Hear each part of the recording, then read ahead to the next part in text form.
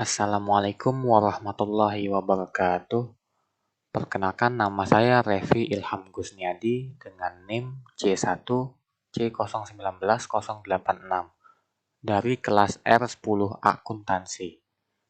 Baiklah, dalam video kali ini saya akan membahas materi tentang aspek keperilakuan pada perencanaan laba dan penganggaran.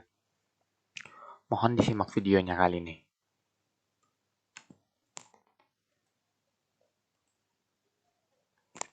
Pembahasan pertamanya yaitu pengertian tentang anggaran. Anggaran sendiri merupakan suatu rencana yang disusun secara sistematis yang meliputi seluruh kegiatan perusahaan dan dinyatakan dalam unit atau satuan moneter dan berlaku untuk jangka waktu atau periode mendatang. Dalam anggaran sendiri terdapat prosedur penyusunannya. Orang yang berhak dan bertanggung jawab terhadap penyusunan anggaran serta pelaksanaannya adalah pemimpin perusahaan.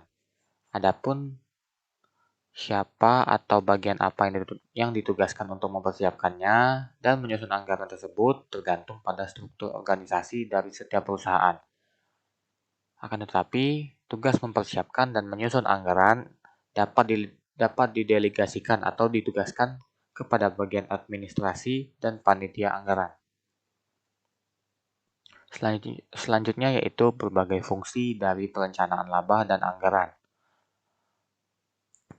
Berikut beberapa fungsi anggaran. Yang pertama, anggaran merupakan hasil akhir dari proses perencanaan perusahaan.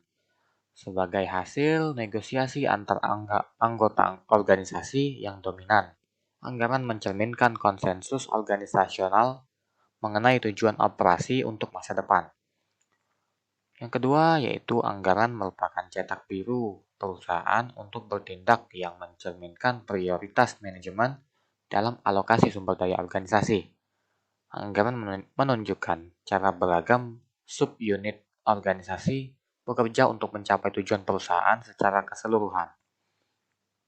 Yang ketiga, anggaran bertindak sebagai suatu alat komunikasi internal yang menghubungkan beragam departemen atau divisi organisasi antara yang satu dengan yang lain dan dengan manajemen puncak. Arus informasi dari departemen ke departemen berfungsi untuk mengkoordinasikan dan memfasilitasi aktivitas organisasi secara keseluruhan. Arus informasi dari manajemen puncak ke tingkatan organisasi yang lebih rendah mengandung penjelasan operasional mengenai pencapaian atau deviasi anggaran. Yang keempat, dengan menetapkan tujuan dalam kriteria kinerja yang dapat diukur, anggaran berfungsi sebagai standar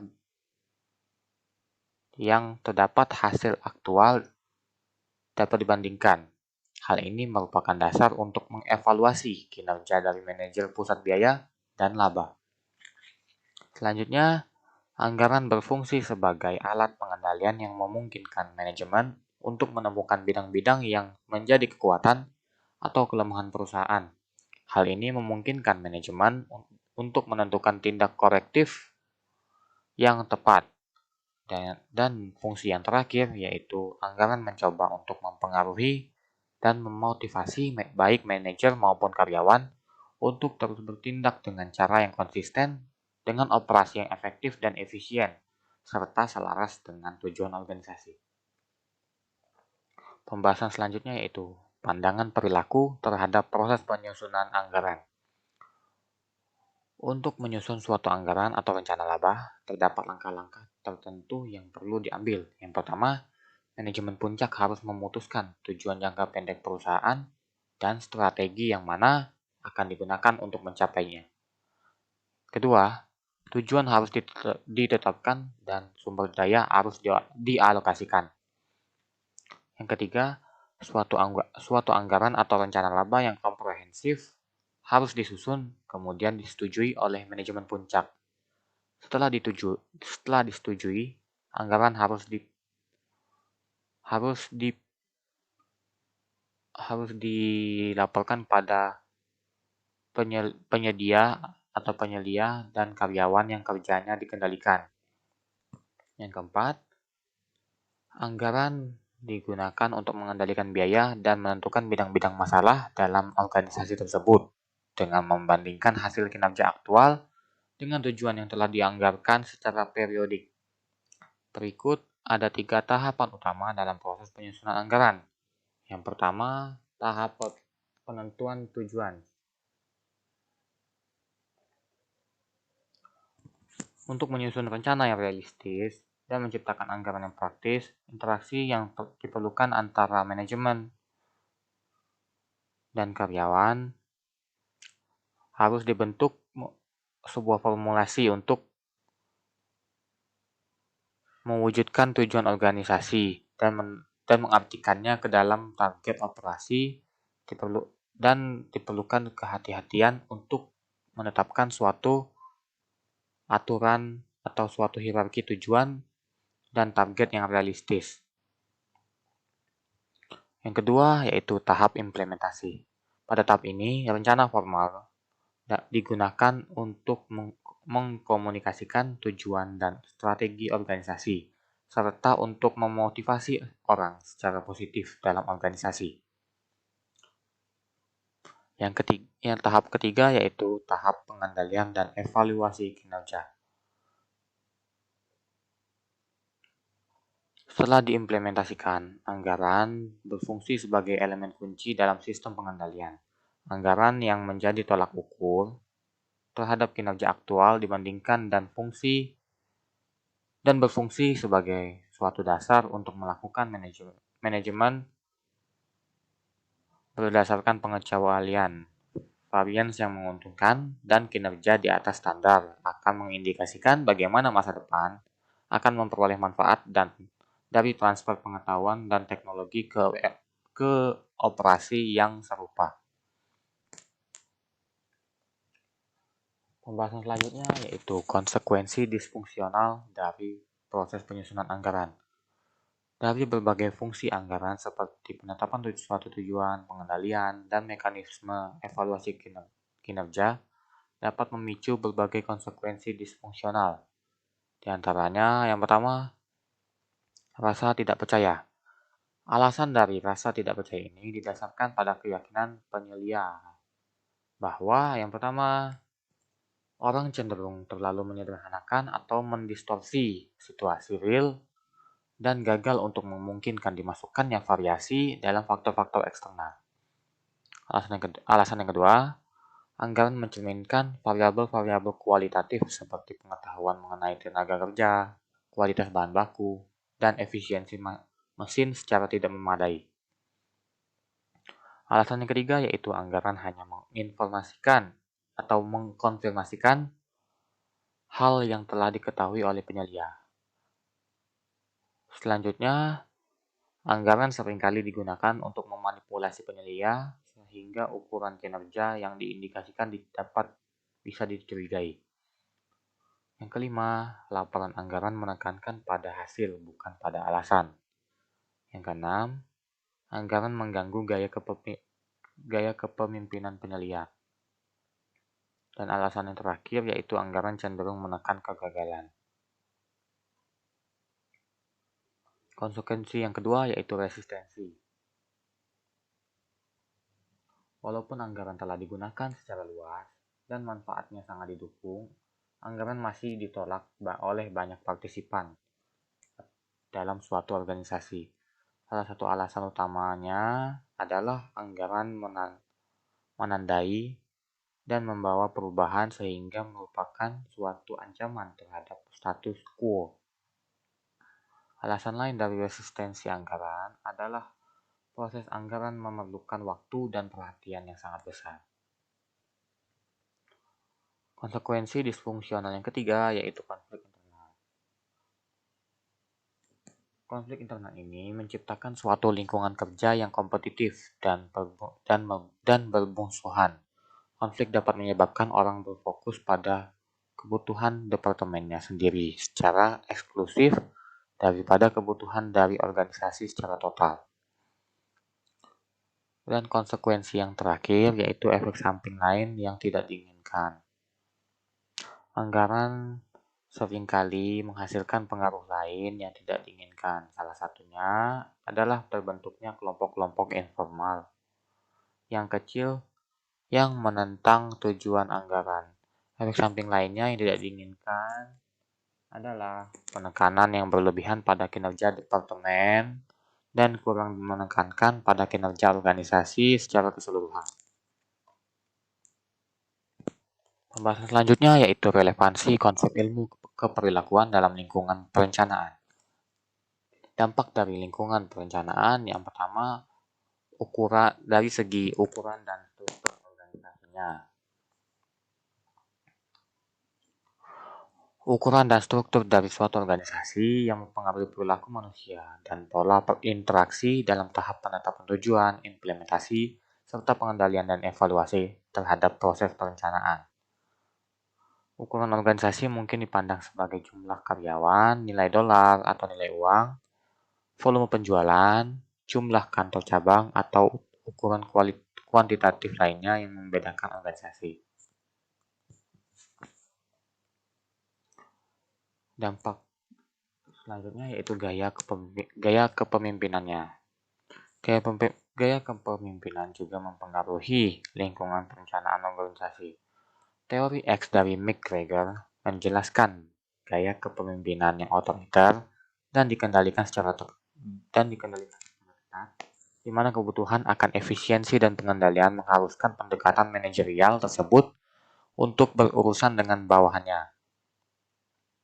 Untuk memantau kinerja bawahannya, pemimpin menugaskan staf mereka untuk mengumpulkan informasi yang memungkinkan dilakukannya pengawasan secara tidak langsung.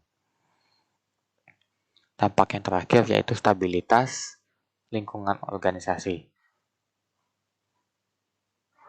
Faktor lainnya yang mempengaruhi perencanaan adalah pada lingkungan eksternal.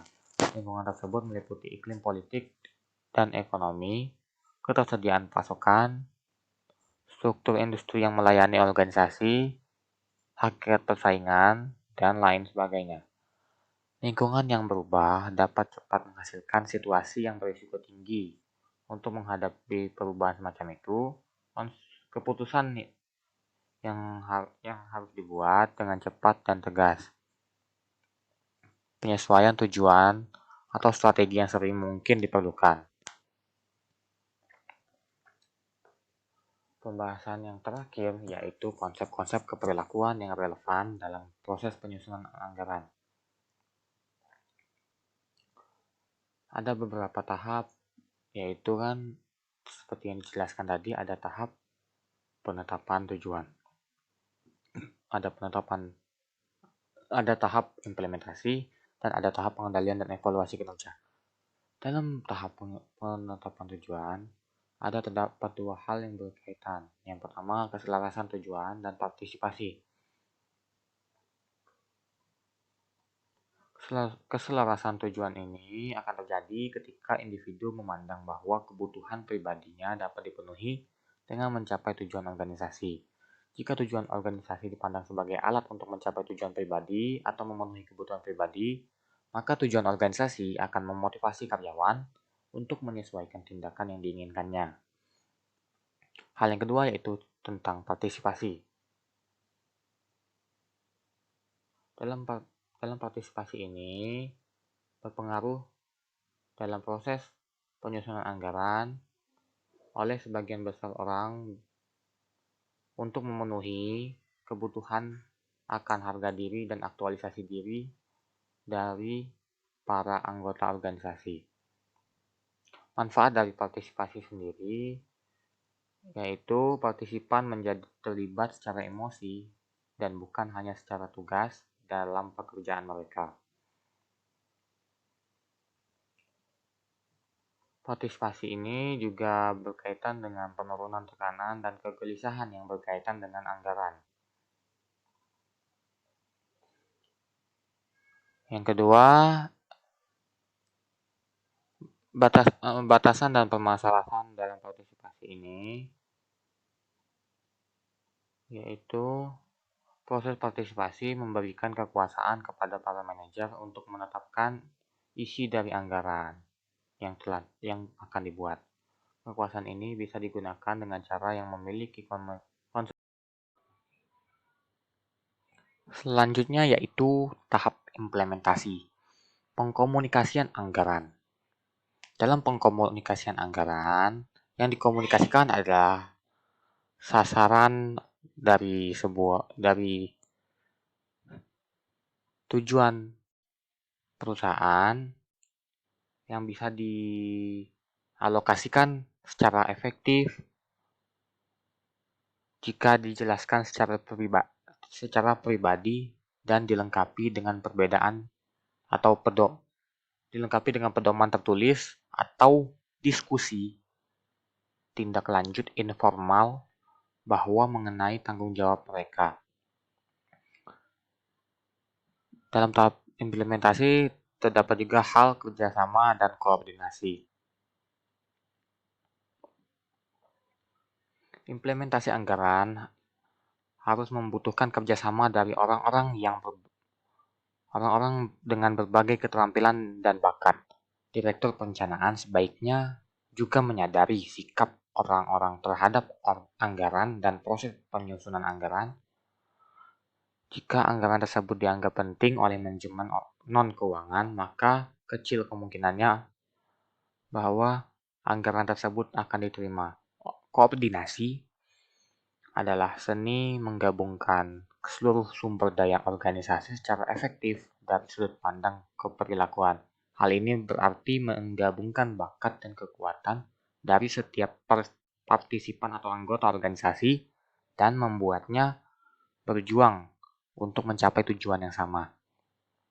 Dan dalam tahap pengendalian dan evaluasi kinerja terdapat hal yang mengenai laporan-laporan kinerja.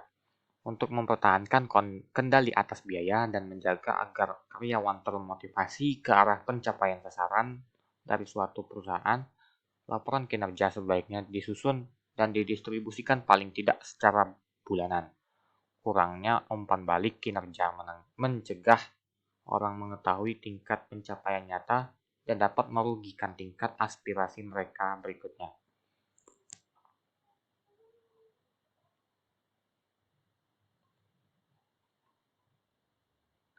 Baiklah, sekian dan terima kasih dari saya. Dan itulah penjelasan pembahasan saya mengenai aspek keperilakuan pada perencanaan laba dan penganggaran. Apabila terdapat salah-salah kata, mohon dimaafkan. Saya akhiri. Wassalamualaikum warahmatullahi wabarakatuh.